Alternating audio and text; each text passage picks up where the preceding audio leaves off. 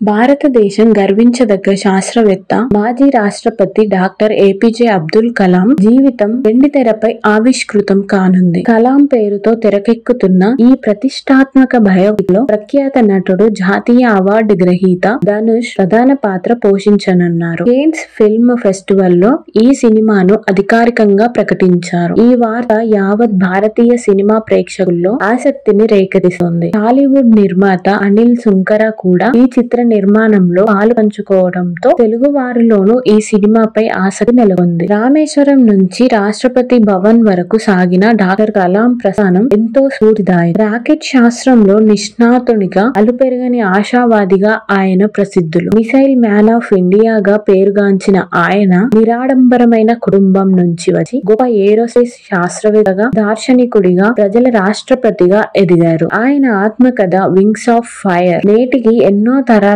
ప్రేరణనిస్తుంది. ఈ చిత్రంలో డాక్టర్ కలాం పాత్రలో ధనుష్ కనిపించనుండడం విశేషం. ఆదిపురుష్ చిత్రంతో వార్తల్లో నిలిచిన ఓం రౌత్ ఈ బయోపిక్ దర్శకత్వం వహించనున్నారు. ఈ సినిమా కూడా దర్శకుడు ఓం రౌత్ మాట్లాడుతూ, నిజమైన రాజనీతిజ్ఞులు కరువైన ఈ కాలంలో కలాం గారు రాజకీయాలకు, అల్పత్వానికి అతీతంగా నిలిచారు. విద్య, నైపుణ్యం, స్వదేశీ ఆవిష్కరణల శక్తికి ఆయన ప్రతీక. ఆయన కథను తెరపైకి తీసుకురావటం ఒక కళాత్మక సవాలు, నైతిక, సాంస్కృతిక బాధ్యత. ఇది ప్రపంచ యువతకు, ముఖ్యంగా గ్లోబల్ సౌత్ యువతకు పూర్తినిచ్చే కథ. ఇది నా జీవితంలో అత్యంత ముఖ్యమైన అనుభవం. ఆయన జీవితం ఒక పాఠం. అది ఎవరైనా, ఎక్కడి వారైనా కనెక్ట్ అవుతుంది అని తెలిపారు. మిసైల్ కార్యక్రమాలు, రాష్ట్రపతి పదవి వెనుక ఉన్న వ్యక్తి, కవి, ఉపాధ్యాయుడు, శాస్త్రాన్ని, ఆధ్యాత్మికతను తన ప్రతి మాటలోనూ ప్రతిఫలించిన కలల మనిషి జీవితాన్ని ఈ చిత్రం ఆవిష్కరించనుంది. ఇది కేవలం రాజకీయ జీవిత చరిత్ర మాత్రమే కాకుండా నాయకత్వం, దేశ నిర్మాణంపై ఒక లోతైన విశ్లేషణగా ఉంటుందని చిత్ర యూనిట్ చెబుతుంది. నిర్మాత భూషణ్ కుమార్ మాట్లాడుతూ, డాక్టర్